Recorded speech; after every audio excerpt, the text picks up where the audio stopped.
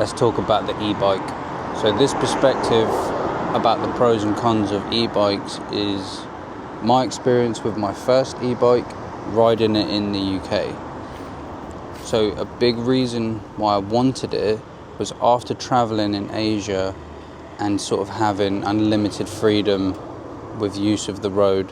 You go to Asia, there's no road restrictions, there's not really a speed limit.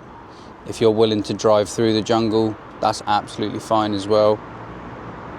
And then you come back to England, every road's a 20, or it's been changed to a bus route. There's ANPR cameras everywhere, you can't go down roads at certain times. And I felt very restricted with that. So you've got these as well, congestion charges, ULEZ, ANPR cameras, traffic fines. The thing with this, with an electric bike, is you bypass a lot of these restrictions with a car. Obviously, there's pros and cons to every vehicle. If you're on a push bike, it doesn't matter if it's the best bike in the world. If it's raining, you're on a bike in the rain. It's also a cost-effective mode of transport, right? There's no fuel, no MOT, no road tax, no insurance. So there's a lot of long-term savings if you're using this instead of some other types of transport. The charging is cheap. If you're doing it overnight, you can get cheaper rates on your electricity as well. The pedal assist is fun, yeah? It's like this superpower. You just get this boost, especially when you're accelerating from being stopped or going up a hill. It does still require effort, but you just cover more ground with less fatigue. And even with that assist limit at 15.5 miles an hour, I'm easily cruising at 17 to 20 miles an hour in most situations. I was a bit unsure about how it worked on these newer e-bikes because I bought one when they first came out. And this shop kind of done me over because my main question was like, if I'm cycling hard, will the bike go faster than 15 miles an hour? And they're like, yeah, absolutely. But it didn't. The motor in that bike that I originally bought was in the rear hub rather than between the cranks. So this motor was actually limited to go in that speed when it was turned on. Whereas on this bike, the modern bikes, they've got a normal back hub, and then the power comes from being between the cranks. So it's just a pedal assist. So if you're pedaling harder, you're going faster. If you're going down a hill, the wheel will spin at whatever speed. And on this particular bike, there is just no resistance on that hub, it just goes. So the range is insane. Even on this with the top settings, I've gone into the app and turned it to the most powerful and customized the turbo, so it's the top setting. It still do 30, 40 miles. And in 99% of use cases, you know, on a regular basis of using this bike, you don't really need to go further than that. If you were going to do something like a multi-day trip and you needed to plan it out, then that would be just something to bear in mind, and bring the charger so you can charge it overnight, for example. But how many times are you really doing that in a year?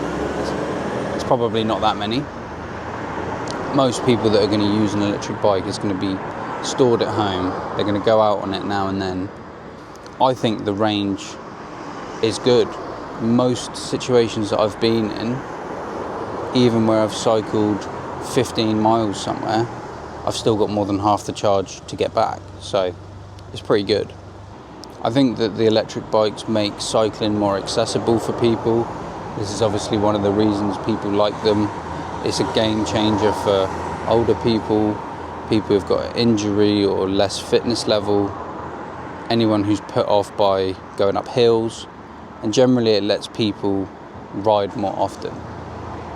You know, if you're an older person and you struggle with the effort that it takes to ride a bike, well, the effort is now just like a fraction of what it needs to be, so you can just go either further or use the bike more.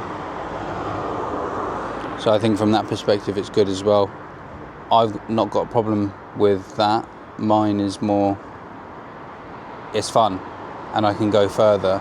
And this brings me to the next point, which is that I've explored places that I've never been to before. One of the biggest perks of a bike in general is just where you can go on it. England is full of parks, cycle paths, these quiet roads, farm roads, tow paths, and these are literally invisible to car drivers. If you drove around most of the UK, you wouldn't see most of the best bits unless you were on foot or on a bike. So there's a ride which I've done 100+ times, which is between Eastleigh and Winchester, and I would normally go on my mountain bike along the Itchen navigation, which is more of like a trail. But having this, and this bike I've got now isn't a mountain bike, I wanted to go on the road, but I wanted to go on a quiet way, and I ended up going past Marwell Zoo and up this really hilly route, and I'd cycled it once and I'd never gone back that way because I knew how hilly it was, and the hill's ridiculous. Like, when you come over it, there's a sign that says warning how steep this hill is, and it is. Because I wasn't worried about the hill because I had the bike, I went this way and it was just insane. It was just a sick route. So you're more likely to take detours, find these scenic spots. From that perspective, the bike can just go anywhere. That's why I got this one, which was a bit of an all-rounder. I wanted something which was chunky enough to go on gravel or little trails, but also be good in town. So that's why I went for this hybrid style. The other thing is that in town, which is where I'm going to be mainly using it, is you avoid traffic, you can park it anywhere, never worried about the price of petrol. So it's good for errands, riding for fun, ideal for commuting. I also think that it's a good thing for recovery rides. Like if that's part of your training, having a lighter way to cycle for recovery, this kind of meets that. And I put what are the pros and cons in online. Environmentally friendly, no emissions, reduces car dependence, congestion, pollution in towns. I don't know how true any of that is, and it hasn't influenced my buying decision for wanting an electric bike whatsoever. But I suppose if that's something you want to look into and you find a good reason for buying one, then yeah, by all means. Like I said at the beginning, it doesn't matter if you've got the best bike in the world. If it's raining, you're still on a push bike in the rain. There's only so much you can do to get better gear and equip yourself. But then this is the same thing, like there's no one size fits all. It doesn't replace a car for every scenario. You can't carry passengers. You can only carry a certain amount of cargo. It's not practical for long distance travel. But like anything else, it's a tool, not a universal solution.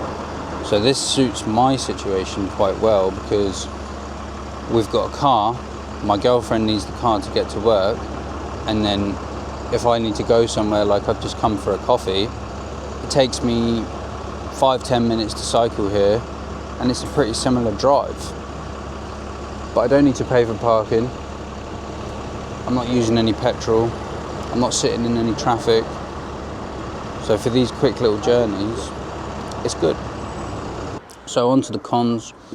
The main thing that I did not anticipate is how heavy this bike is. So my bike is 29.3 kilos stock, and I'd say it's closer to 33 to 35 kilos with it fully equipped. So if you got to lift it upstairs, like at a train station or something, And there is, I would say, always lifts at train stations, but I carried it up a set of stairs recently, and it is fucking heavy. You know, it's a beast, and it's an awkward shape to carry when it's that heavy. You can't really, it's not like a road bike, you just flick it over your shoulder. You know, it's like a really awkward shape, and the way the weight's distributed is just weird to carry. And I found that there was a day where I was going to a co-working space, and I cycled there, and it was about 9 miles away. I got there and I forgot my laptop charger, so I thought, I'll just do a train back so I can get on with what I need to work on. And that was the day I had to go to the train station, and then just on the train it was just massive and awkward. And I suppose this was not so much that it's an electric bike, but just that it's one of these big touring things with bags on it and stuff. It's just not really that useful for a train. It's a bit of an awkward size and weight. You are allowed to take e-bikes on trains, but it's just not that practical. Like, I would be skeptical about taking it on the train to London, just because it's massive and it's in the way, and it's probably going to get dinked and scratched up. And I think with my other bike I didn't care as much. One, because it wasn't as expensive and I'd had it longer, so maybe that would change over time. You got to mention this in the cons is the upfront cost. A solid e-bike starts around £1,000 to £3,000. This one, which I bought, was £2,599.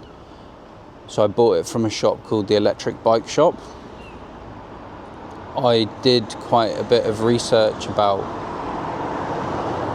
what bike to buy and where to buy it from. I think whatever you buy, especially when it's that sort of value, you want to be able to deal with the company easily, i.e. go to the shop, not have to travel 4 hours to get to the shop.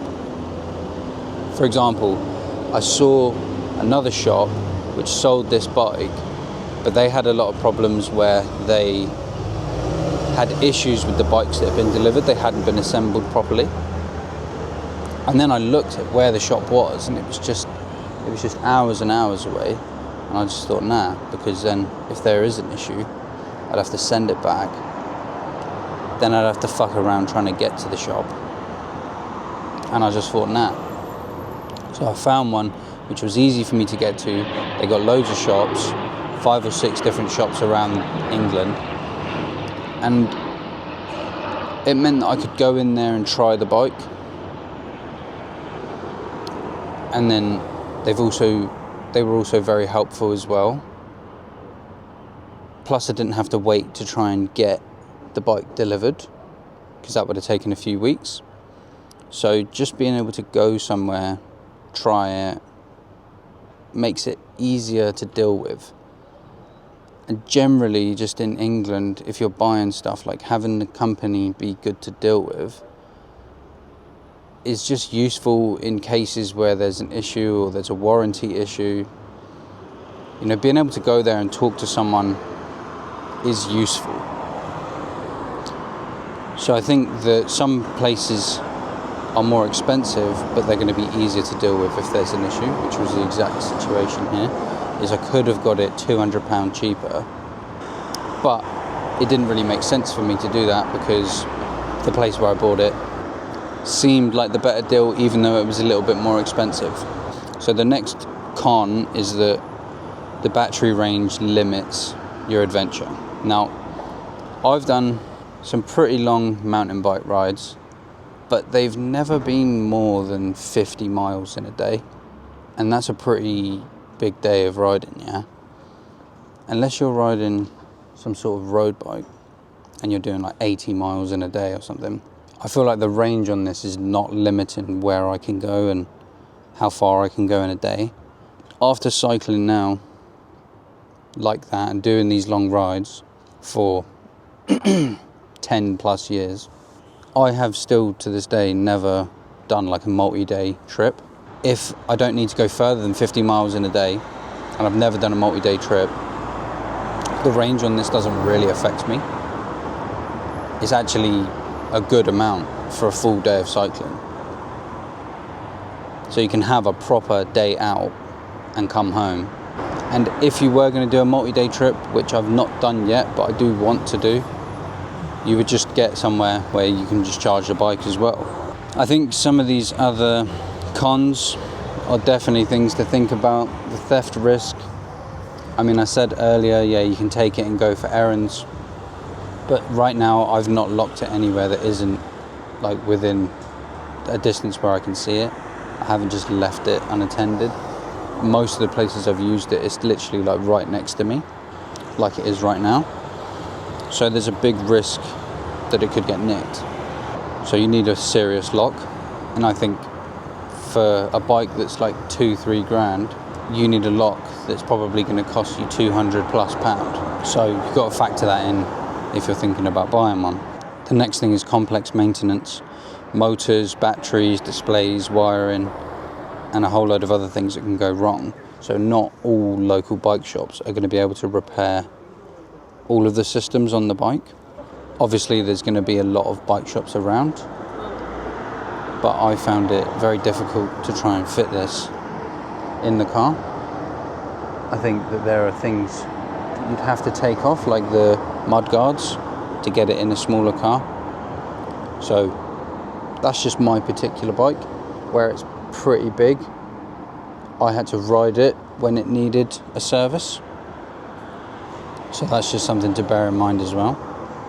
But I got the wheel trued, I got the gears indexed just at my normal bike shop. They don't do anything with electric bikes.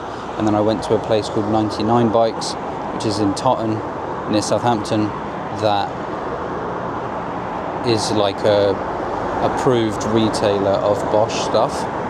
So they can handle.